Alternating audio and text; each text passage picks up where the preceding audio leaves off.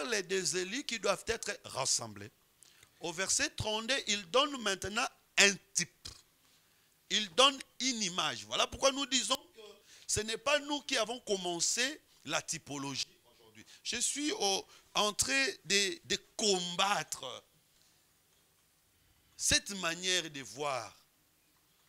Pour certaines personnes, ils pensent que quand on parle de la typologie, quand on parle de révélation, c'est eux qui l'ont commencé. Avec un certain leader, Non, non. Jésus lui-même a prêché par typologie. Et même au temps des prophètes, aux temps anciens, Zacharie a prêché par typologie. Ézéchiel a prêché par typologie. La typologie n'a pas commencé avec vous en 1983, en 1992. Non. Ici, Jésus, après avoir parlé des élus, après avoir parlé du son de la trompette, après avoir parlé des anges, il typifie maintenant ce qu'il disait au-dessus, au verset 31, par un autre élément. Qu'est-ce qu'il dit? Allons-y. Dès que ses branches deviennent tendres, il dit, regardez le figuier. Quand vous allez voir les branches du figuier devenir tendres, et que les feuilles poussent, et que les feuilles du figuier poussent, vous connaissez que l'été est proche. Vous allez comprendre que l'été est proche. Suivez bien. L'été est proche. Verset 32, 33. De même, quand vous verrez toutes ces choses, sachez que le Fils de l'homme est proche à la porte. Attention, j'aimerais que nous soyons d'abord fixés pour ce qui concerne la compréhension littéraire. Par après, nous allons interpréter. Il parle d'abord des anges qui vont venir prêcher. Pour faire quoi? Pour rassembler les élus. Il compare cet événement par un figuier qui reprend ses feuilles, qui reprend ses branches. Il dit que quand vous voyez les figuiers reprendre les feuilles et les branches, vous dites que l'été est proche. Maintenant, par rapport à la prédication et aux élus, qui est le figuier et c'est quoi l'été? Facilement, vous pouvez comprendre que les figuiers dont Jésus parle ici, ce sont les peuples qui doivent être rassemblés. Le rassemblement du peuple, c'est ça, les figuiers reprendre les feuilles, les figuiers reprendre les branches. Donc, quand on voit les peuples rassemblés, on comprend que le peuple a repris le feuille, le peuple a repris, le figuier a repris les feuilles, le figuier a repris les branches. Et Jésus dit que quand vous voyez ces choses, comprenez que l'été est proche. Attention, il ne dit pas que l'été est là, mais l'été est proche. Que le Seigneur bénisse la lecture de sa parole. Que le Seigneur bénisse la lecture de sa parole. Là-dessus, s'il n'y a pas d'interprétation, il n'y a pas la vie. Voilà pourquoi nous ne cessons de dire qu'une écriture donnée sans explication produit la mort. Quand on donne une écriture, on doit toujours apporter l'interprétation. Attention, ici c'est un prophète qui est en train de parler parce que Jésus c'est le plus grand prophète de tous les temps, de tous les âges. Il est en train de prophétiser. Il suffit maintenant que ceux qui ont l'esprit de la prophétie puissent nous interpréter, nous dire que veut dire ces choses. Nous savons que dans la Bible, le Seigneur compare une personne à un arbre. Ça, noir sur blanc, nous le voyons dans plusieurs écrits bibliques. Une personne est aussi comparée à un arbre. Voilà pourquoi quand Jacob était en train de bénir ses fils, Jacob regarde Joseph, il dit que Joseph est un rejeton d'un arbre fertile. Oh, Jacob, comment Joseph c'est une personne, mais toi tu dis qu'il est le rejeton d'un arbre fertile. Il dit que ses branches iront jusqu'au-delà de la muraille. Que le Seigneur bénisse notre père Jacob. Bien-aimé, je vais te dire qu'il y a des arbres dont leurs branches vont jusqu'au-delà des murailles. Il y a aussi certains arbres dont leurs branches ne se limitent que dans la parcelle. Mais moi, j'aimerais que toi, tu sois un arbre dont tes branches iront jusqu'au-delà de la muraille. Que le Seigneur Jésus vous bénisse. Et vous savez que celui qui va jusqu'au-delà de la muraille a un comportement. A un comportement parfois différent de ce qui reste dans la parcelle. Voilà pourquoi vous allez voir que Paul avait un comportement différent avec Pierre, Jacques et les autres. Pourquoi? Parce que Paul était allé au-delà de la muraille, mais Jacques, Pierre et les autres étaient restés dans la parcelle. Et aujourd'hui, évangéliser au-delà de sa communauté, au-delà de son église, il aura un comportement différent avec les gens qui ne restent que dans la communauté. Est-ce que le Seigneur Jésus-Christ vous bénisse? Et donc, quand vous voyez quelqu'un adopter un comportement évangélique, ne le diabolisez pas. pour dire que voilà, à peine oui. Non, non, c'est un comportement qu'il adopte pour amener l'évangile au-delà de mirailles. Laisse que le Seigneur te bénisse. Bien-aimé, moi j'aimerais que toi qui nous suis aujourd'hui, que tu sois aussi comme un arbre dont tes branches dépasseront ton pays, dont tes branches dépasseront ton continent. J'aimerais qu'on parle de toi même en Inde, qu'on parle de toi même au Japon. C'est celui qui croit que cela s'accomplisse dans sa vie. Donc ici, j'aimerais d'abord que vous puissiez noter que dans la Bible, le Seigneur compare parfois une personne à un arbre. Je peux également donner un autre texte. Si nous pouvons parler de Matthieu chapitre 7, verset 16, le Seigneur dit, vous les reconnaîtrez par leurs fruits. Il était en train de parler des faux prophètes, mais à la fin il dit, vous les reconnaîtrez par leurs fruits. Donc le Seigneur a comparé aussi les faux prédicateurs avec des arbres, ou un vrai prédicateur avec un arbre. Quand un bon prédicateur prêche, son fruit, c'est le message qu'il donne. C'est un bon fruit. Et si c'est un mauvais prédicateur, son fruit, c'est aussi le mauvais message qu'il apporte. Alors, donc nous comprenons que le figuier dont il est en train de parler ici, c'est tout un peuple. Il dit que quand vous allez voir les branches de ces figuiers devenir tendres, quand vous allez voir les figuiers retrouver les feuilles, vous comprenez que l'été est proche. Je vais, avant de parler de l'été, parler d'abord très bien de ces figuiers. Parce que les dimanches prochains, nous allons continuer sur les figuiers.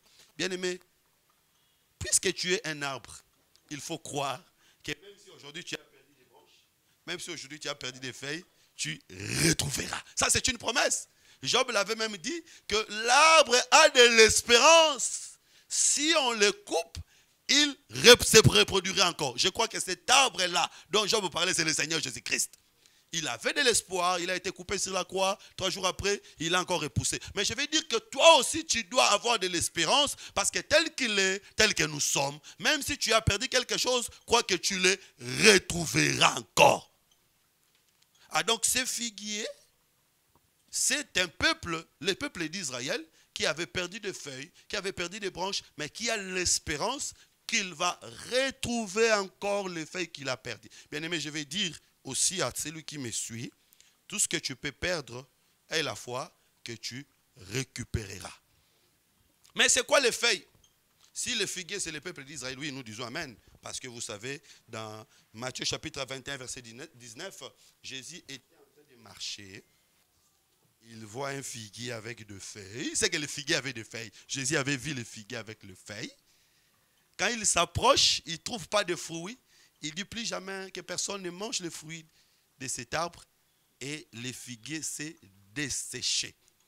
Alors le Seigneur Jésus dit à ses disciples que si vous avez la foi, vous allez faire des choses plus grandes que ça. Vous direz à cette montagne, ôte-toi d'ici. Mais Jésus, le problème c'est le problème du figuier qui a perdu le feuille. Alors pourquoi Jésus dit que vous allez dire à la montagne, quitte ici, jette-toi dans la mer, la montagne va obéir? Quel rapport y a-t-il entre le figuier qui a perdu les feuilles et une montagne qui se jette dans la mer? Je vous dis qu'il y a un grand rapport. J'ai dit d'abord que ce figuier, c'est le peuple d'Israël qui a perdu les feuilles. Quand Jésus est venu, Jésus n'a pas constaté les fruits. Mais ce figuier retrouvera les feuilles. Je vais dire, bien aimé, tout ce que tu as perdu, le Seigneur peut te les donner encore. Mais c'est quoi les feuilles du figuier? Je ne donne pas la réponse. La Bible elle-même va répondre. Nous allons dans les livres de Genèse. Quand Adam avait constaté qu'il était nu, où est-ce qu'Adam était allé? Adam était allé auprès du figuier. Qu'est-ce qu'Adam avait pris? Adam avait pris des feuilles. Donc nous comprenons que les feuilles du figuier, c'est l'habit. C'est tout un habit. C'est-à-dire que le figuier qui a perdu les feuilles, c'est un homme qui a perdu l'habit. Or, nous savons dans la Bible que l'habit, c'est aussi la royauté.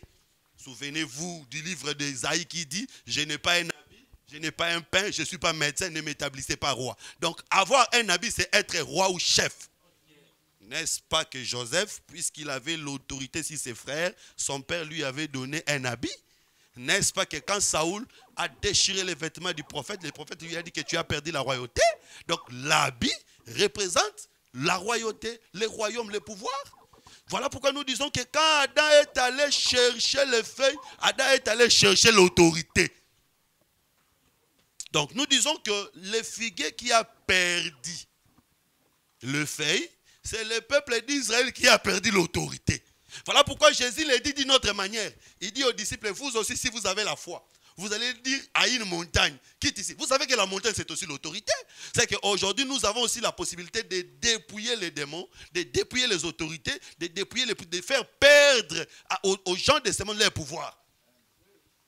Moi, je crois que l'Église est tellement puissante que l'Église peut faire perdre à un président des élections. Je crois. Non, je parle de l'Église. L'Église peut changer les choses. L'Église peut changer l'environnement. Et je m'étonne qu'aujourd'hui, il y a tellement d'églises dans des avenues, mais nous ne parvenons même pas à rendre propres les avenues. Vous allez trouver 50 églises dans une avenue, mais ces églises-là ne parviennent même pas à balayer l'avenue. Ne fût-ce que balayer. Est-ce que nous ne pouvons pas nous organiser pour que chaque week-end, nous, église, dans cette avenue, que nous puissions balayer, pour montrer quand même que nous sommes des personnes propres. Le Seigneur Jésus dit à ses disciples, si vous avez la foi, vous pouvez dire à cette montagne. Il ne parlait pas de montagnes physiques, il parle de pouvoir, des autorités. Avec la foi, avec l'autorité, nous pouvions défier des puissances, nous pouvions défier des autorités. D'abord, on commençait par des autorités spirituelles. Des démons, des sorciers. Voilà pourquoi je crois, bien aimé, dans ta famille, même s'il y a plusieurs sorciers, même s'il y a plusieurs magiciens, toi seul, enfant de Dieu, si tu as la foi, tu peux défier toutes ces autorités. Tu peux déplacer les montagnes. C'est-à-dire que des puissances, des autorités de ta famille, tu peux les déplacer au nom de Jésus-Christ. Puisque lui-même avait déplacé l'autorité d'Israël. Israël avait le royaume, Israël avait le pouvoir, mais quand Jésus vient, Jésus ôte ses pouvoirs. Donc nous comprenons que les feuilles que le figuier avait perdues, c'est l'habit, c'est l'autorité.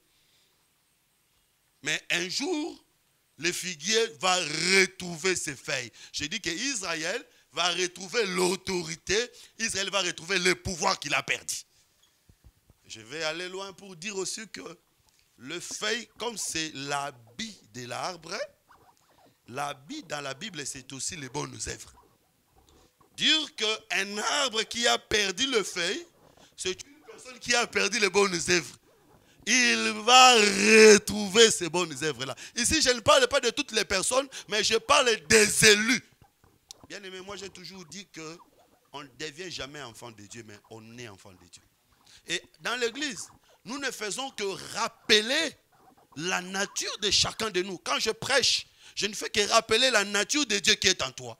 Si tu as la nature de Dieu, tu vas écouter la parole et tu mettras cette parole en pratique. Mais si tu n'as pas la nature de Dieu, même si nous prêchons combien de prédications, tu ne te transformeras pas. Pourquoi? Parce que la nature de Dieu en toi n'est pas là. J'ai dit que c'est celui qui avait perdu les bonnes œuvres qui retrouvera les bonnes œuvres. Celui qui n'en avait pas n'en aura pas toujours. Que le Seigneur vous bénisse. Voilà pourquoi ici, nous pouvons comprendre que le figuier qui va retrouver les feuilles, c'est le figuier qui avait les feuilles, mais qui a perdu les feuilles. Voilà pourquoi il va retrouver. J'ai dit que nous, aujourd'hui, l'Église, en réalité, quand nous étions encore dans l'éternité, nous avions les bonnes œuvres. Mais c'est en venant sur la terre que nous avons perdu les bonnes œuvres. Voilà pourquoi la parole de Dieu nous permet de retrouver ce que nous avions perdu. Je vais donner un petit exemple avant d'avancer. Le jour où les rois de Babylone avaient fait un rêve. Et il l'oublie. Il fait un rêve, mais il l'oublie. Il appelle maintenant des sages, des magiciens, des astronautes, pour lui rappeler d'abord les songes et lui en donner l'explication. La Bible dit que les sages, les magiciens, les astronautes ont dit au roi, ce que tu demandes, aucune personne sur la terre ne peut te le donner si ce n'est que le Dieu du ciel. Je crois que s'il y a quelque chose qui est impossible aux gens qui sont sur la terre, le Dieu du ciel est capable de donner la solution. Alors, Daniel commence à expliquer. Il commence d'abord par relater les songes. Il dit, ô roi, vis éternellement. Dans ton songe, tu avais vu une grande statue qui était terrifiante. Le roi a accepté. Mais tout le monde était perplexe, personne n'a accepté, parce qu'ils n'ont jamais vu ces songes. Mais c'est seulement le roi qui avait vu les songes qui a accepté. La statue avait 4 parties. Le roi dit, oui, oui. Et mais les autres regardaient. La première partie était d'or. Oh oui, Daniel, tu as raison. Mais les autres, pourquoi? Parce qu'ils n'ont jamais vu ces songes. Voilà pourquoi nous disons que dans l'église, l'interprétation de l'évangile, c'est pour rappeler seulement des choses que nous avions vues quand nous étions auprès de Dieu, mais en venant sur la terre, nous avons oublié. L'homme de Dieu n'est pas capable de changer une personne. Même la Bible dit que l'Éthiopien ne peut pas changer sa peau. Le léopard ne peut jamais changer sa peau. Donc, celui qui a été prédestiné depuis le commencement pour hériter le royaume ne peut jamais se perdre. Quand il écoute la parole, il se souvient de l'éternité, il est sauvé. Mais celui qui n'avait pas les bonnes œuvres depuis l'éternité, même si on prêche de quelle manière, il ne comprend pas. Donc nous comprenons ici que cet arbre qui avait déjà des feuilles, mais qui avait perdu, qui retrouvera des feuilles, c'est aussi les élus qui ont perdu les bonnes œuvres, mais qui vont récupérer les bonnes œuvres. Mais la Bible dit quoi? Quand vous allez voir l'arbre récupérer les feuilles, vous comprenez que l'été est proche. Mais c'est quoi l'été? Oh bien-aimé, j'insiste avant d'avancer que tu dois avoir la foi. Il y a quelqu'un qui me suit cet après-midi, qui a perdu un emploi, qui a perdu de l'argent, qui a perdu quelque chose, qui se sent tourmenté, qui se sent malheureux. Et la foi, puisque tu es un arbre, les feuilles pousseront encore. J'aimerais que tu aies cette assurance. Le Dieu que nous prêchons est un Dieu qui est capable de te redonner encore ce que tu as perdu. Mais il dit que quand vous allez constater que l'arbre a repris les feuilles, vous comprenez que l'été est proche. Mais c'est quoi l'été? Je vais aller très rapidement. Écoutez, l'été, c'est le temps de la moisson. Vous allez lire à la maison, Proverbe chapitre 10, verset 5. Vous allez aussi lire Genèse chapitre 8, verset 22. Dans la Bible, nous avons des grandes saisons. Je crois que quand nous allons revenir avec nos programmes ordinaires, nous aurons peut-être des séminaires sur les grandes saisons de la Bible. Nous avons deux grandes saisons dans la Bible. Nous avons la saison de l'été et la saison de l'hiver. Ce sont les deux grandes saisons, parce qu'il y a aussi d'autres saisons qui entrent, notamment le printemps et l'automne. Alors, l'été, c'est la saison de la moisson. L'hiver, c'est la saison de la semaille. Je crois qu'on doit lire. Hein? Proverbe chapitre 10, verset 5. Rapidement. Rapidement, mon bien-aimé. Proverbe chapitre 5, verset 10. Chapitre 10, verset 5, sorry. Chapitre 10, verset 5. 10, 5. Proverbe chapitre 10, le verset 5. Celui qui amasse pendant l'été est un fils prudent. Celui qui amasse pendant l'été est un fils prudent. Allons-y. Celui qui dort pendant la moisson est un fils qui fait honte. Voilà. L'été, c'est ça aussi la moisson. Pendant ce temps, on ne dort pas, mais on amasse. C'est qu'on récolte. Okay. Vous voyez que l'été, c'est la saison de la moisson. Et c'est l'hiver qui est la saison de la semaille. Je vais chercher un texte qui prouve que l'hiver est la saison de la semaille. Par après, nous allons rassembler les deux. Allons-y. Prenons Proverbe toujours. Chapitre 20, verset 4. Proverbe chapitre 20, verset 4.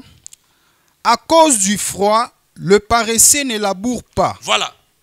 À cause du froid, le paresseux ne laboure pas. C'est qu'on laboure, on sème pendant le froid, c'est pendant l'hiver. Allons-y. À la moisson, il voudrait récolter, mais il n'y a rien. Maintenant, on moissonne pendant l'été. Donc l'été, c'est le temps où on vient récupérer ce qu'on avait donné à la terre. C'est que c'est pendant l'hiver qu'on donne la semence à la terre. Et pendant l'été, qu'on vient récupérer ce qu'on avait donné à la terre. Voilà pourquoi je crois que tout ce que tu as donné à la terre, tu le récupéreras. Et la terre dont je parle ici, c'est le Seigneur Jésus-Christ. Je crois que tout ce que tu as donné à Jésus, tu le récupéreras. Allons-y pour terminer cette section. Prenons Genèse chapitre 8, verset 22. Genèse 8, 22. Genèse chapitre 8, verset 22. Verset 22. Tant que la terre subsistera, oui, les semailles et la moisson. Suivez bien. Tant que la terre subsistera, deux choses. Semailles, moisson. Semailles, c'est pendant quel temps? Qui peut répondre? Semailles, c'est pendant quel temps? Dans de l'hiver. Moisson, c'est pendant quel temps? Été. Continue.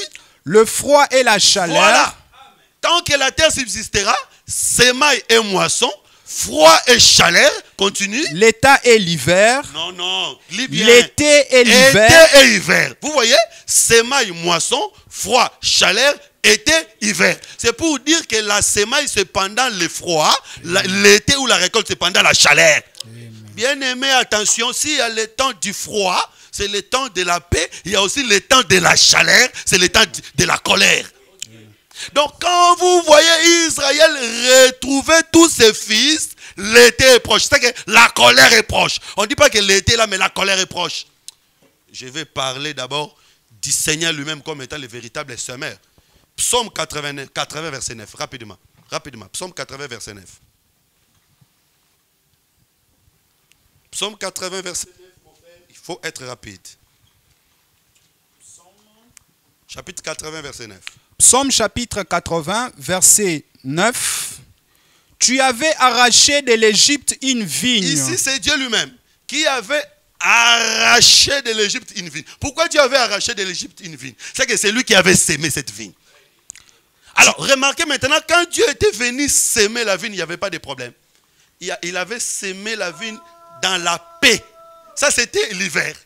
Il est venu avec les 66 personnes, famille de Jacob, ils sont entrés en paix. Ça, c'est l'hiver. Mais le jour où il est venu moissonner, comme c'était l'été, il y a eu des frappes, il y a eu des colères. Vous comprenez que Dieu qui avait placé le peuple en Égypte, il viendra aussi un jour récupérer le peuple. Il viendra récupérer autant de l'été, autant de la colère.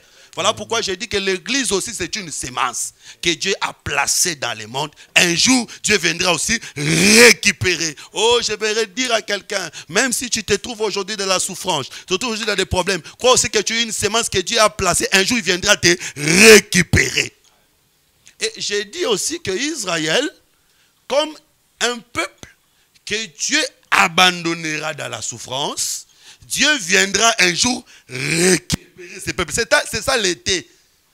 L'été, c'est le temps de la chaleur, mais c'est le temps de la récolte, où celui qui avait sémé viendra récupérer la sémence qu'il avait mis. Et j'ai dit qu'avant que le Seigneur vienne pour récupérer la sémence, pour moissonner, avant que le Seigneur vienne dans la saison de l'été, le figuier doit d'abord retrouver ses feuilles. J'ai dit que Israël doit d'abord être rassemblé avant que Dieu vienne frapper.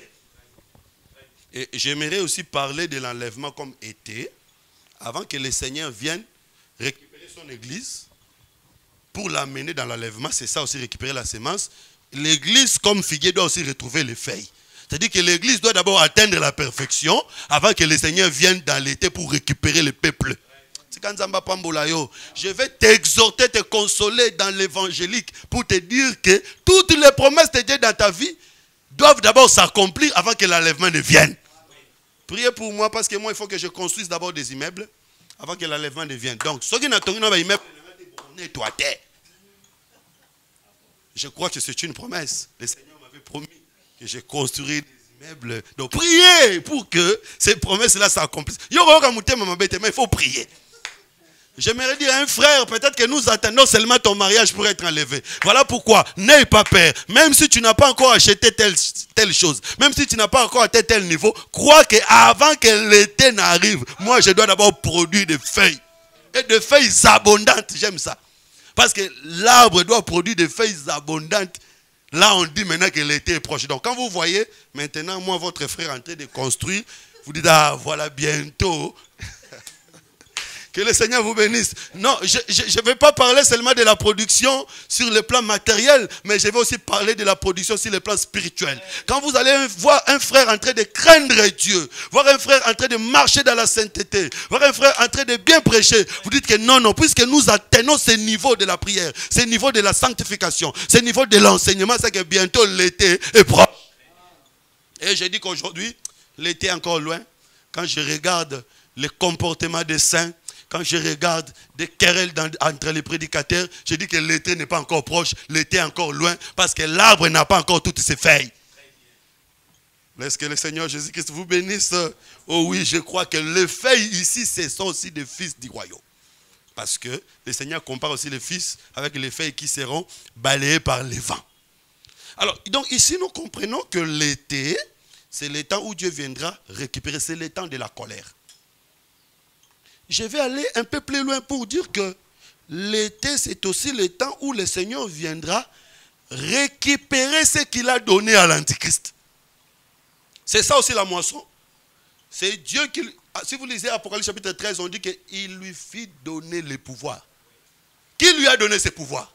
C'est Dieu. Alors ça c'est l'hiver. Quand Dieu donne, il sème, c'est l'hiver. Mais le Seigneur viendra récupérer ce qu'il avait donné à l'Antichrist. C'est le temps de la guerre. Parce que le Seigneur viendra récupérer le pouvoir qu'il a donné à l'Antichrist pendant la guerre d'Armageddon. C'est pourquoi j'ai dit que l'été dans ce contexte, c'est cette guerre-là. Ça sera le temps de la chaleur. Voilà pourquoi Apocalypse chapitre 10, on nous montre un ange qui descend avec le visage comme le soleil qui brille dans sa force. C'est le temps de la chaleur. Tout le monde pleurera. Mais attention, attention. Proverbe chapitre 25, verset 13. Rapidement.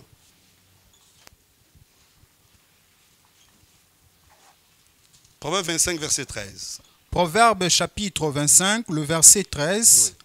Comme la fraîcheur de la neige au temps de la moisson. Comme la fraîcheur de la neige au temps de la moisson. Ainsi est un messager fidèle pour celui qui l'envoie. Un messager fidèle pour celui qui l'envoie. Suivez bien. Comme la fraîcheur de la neige au temps de la moisson. Mais vous savez que le temps de la moisson, c'est le temps de l'été. C'est en général le temps de la chaleur. Mais ici, on nous montre qu'il y a aussi une fraîcheur pendant le temps de la chaleur. Ah, là, nous comprenons. Malgré qu'il y aura la chaleur, malgré qu'il y aura la colère, mais il y aura un messager fidèle. Ça, c'est Apocalypse 19. Le Seigneur qui viendra, sur sa cuisse écrit un nom fidèle. C'est-à-dire que lui, il viendra comme la fraîcheur, malgré que c'est le temps de la chaleur pour le monde, mais Israël bénéficiera de la fraîcheur.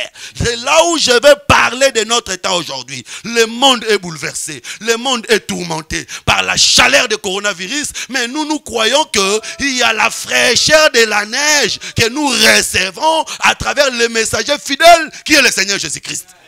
Donc si tu as Jésus, crois que même quand il y a la chaleur, toi, tu vivras une grâce particulière. Je vais dire, même si tu es né dans une famille où il y a la chaleur de la sorcellerie, mais quand toi, tu as Jésus, tu vivras la fraîcheur de la neige. Même si tu vis dans un quartier où il y a la chaleur de la pauvreté, par exemple, dans le quartier, nous sommes au Kotiboya.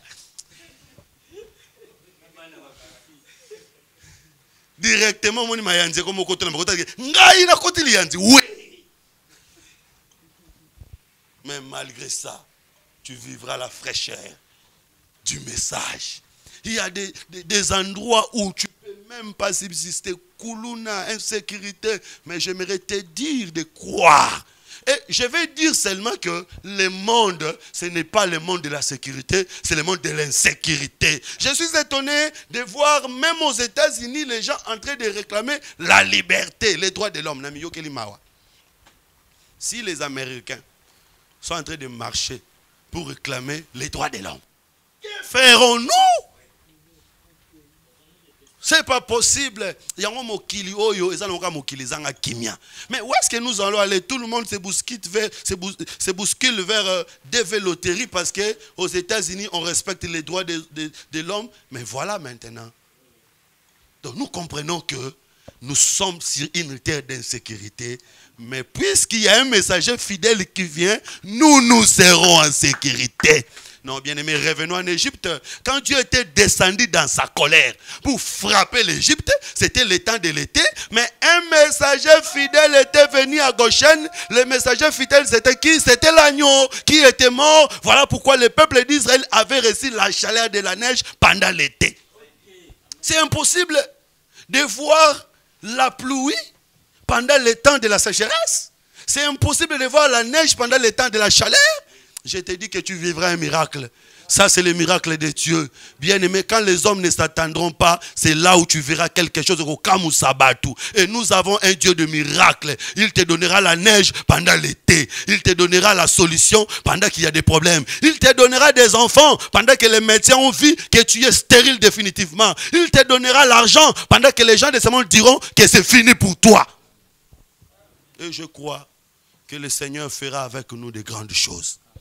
Je crois aussi pour mon pays, la RDC, pendant que les cas de contamination sont en train d'augmenter, c'est en ce temps-là qu'il faut déconfiner. Parce que nous sommes un peuple miracle. Même si tu refuses, c'est ça. Et je vais profiter de cette occasion pour dire aux autorités, parce que je sais qu'ils vont me suivre, que vous n'avez aucune raison maintenant de nous empêcher de faire nos cultes. Vous n'avez aucune raison maintenant. Et si vous faites ça, c'est de la dictature pure et simple. Pourquoi nous ne pouvons plus nous réunir pour faire le culte? Pourquoi? Donnez-moi la réponse. Parce qu'il y a coronavirus. Mais il y a des gens qui vont marcher tous les jours.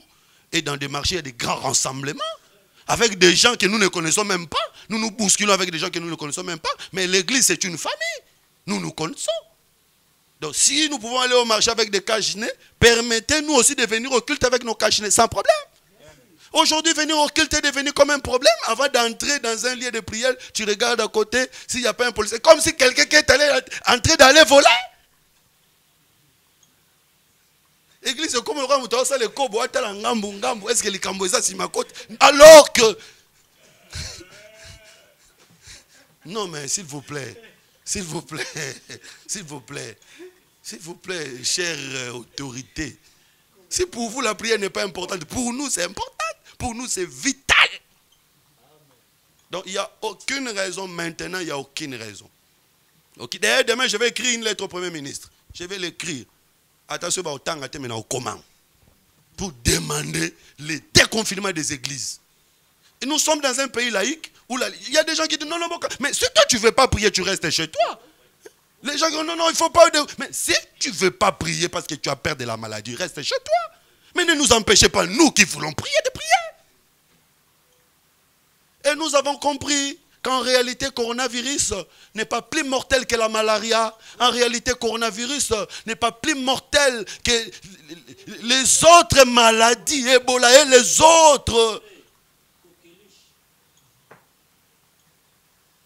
Donc nous disons que malgré le temps de l'été, le Seigneur a promis d'envoyer la fraîcheur pour un peuple. Nous disons que celui qui vivra cette fraîcheur, c'est le peuple d'Israël. Quand le Seigneur viendra pour frapper le monde, Israël bénéficiera une grâce. Je vais donner un autre exemple. Les 2 espions sont venus. Ils sont entrés à Jéricho. Ils ont espionné la ville. Ils sont repartis. Quand ils vont revenir encore pour la seconde fois, ça ne sera plus pour espionner, ça sera pour frapper. C'est ça l'été. Mais il y a une femme, Rahab, qui vivra la fraîcheur ensemble avec sa famille. Voilà pourquoi j'ai dit que la première venue des espions, ce n'était pas pour frapper. La première venue des espions, c'était pour espionner. C'est ce que nous vivons aujourd'hui. Les 2 espions, c'est les Écritures et l'interprétation qui sont dans le monde. Je vous dis que les Écritures ne viennent pas des Romains, les Écritures viennent du ciel. Même si ce sont les théologiens qui ont mis la Bible, bien aimé, la Bible dit que c'est par inspiration. C'est poussé par le Saint-Esprit qu'ils ont écrit.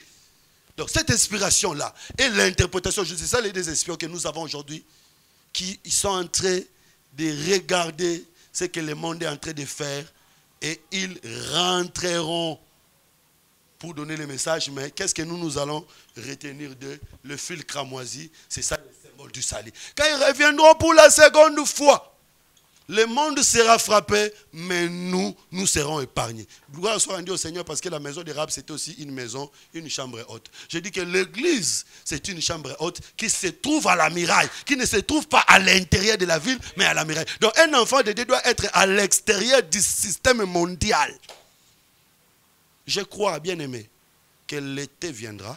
C'est le temps où le Seigneur viendra frapper. Mais avant que l'été n'arrive, le figuier doit d'abord retrouver toutes ses feuilles. Je vais terminer par là, mes chers bien-aimés. L'été, c'est la fin. Parce que le début, c'est les semailles. L'été, c'est la récolte, c'est la fin. Donc, avant la fin, le figuier doit retrouver les feuilles qu'il avait perdues. Par rapport à Israël, avant que Dieu vienne frapper le monde, Israël doit retrouver ses fils qu'il a perdus. Ce n'est pas ce que nous voyons aujourd'hui. J'ai suivi les informations aujourd'hui. Les enfants, en Israël, les gens sont en train de marcher, s'opposer. Ils s'opposent à quoi? Ils s'opposent au gouvernement. Parce que le gouvernement veut récupérer une partie d'Israël que les Jordaniens ont pris.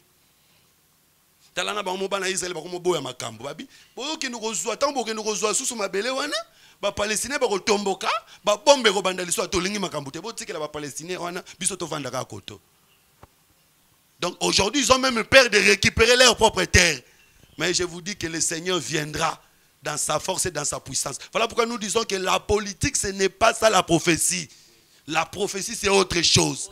Quand le temps sera accompli, parce qu'aujourd'hui, ce n'est pas encore le temps pour Israël de récupérer les feuilles. Parce que l'église est encore sur la terre. Donc, quand l'église sera enlevée, c'est alors qu'Israël va récupérer toutes ces feuilles. J'ai dit que les frontières que Dieu avait données à Abraham, Israël récupérera toutes ces frontières. Et la prophétie dit même qu'il avancera les frontières. Donc, le Seigneur va élargir les frontières d'Israël pour installer son royaume. Mais cela va s'accomplir quand l'église sera enlevée, le peuple d'Israël retrouvera toutes ses feuilles. C'est ça le rassemblement des élus. Alors, par rapport à l'église, nous disons aussi que avant l'enlèvement, l'évangile doit atteindre jusqu'à les derniers lits. L'évangile doit aller jusqu'aux extrémités de la terre. Évangile aller aux extrémités de la terre, ce n'est pas seulement sur le plan littéral que l'évangile doit aller jusqu'en Inde, jusqu'au Moyen-Orient, jusqu'à l'Australie. Oui, c'est bien, mais spirituellement, l'évangile doit atteindre les derniers lits. Quand le dernier lit sera prêché, c'est alors que l'été viendra. Laisse que le Seigneur Jésus-Christ vous bénisse.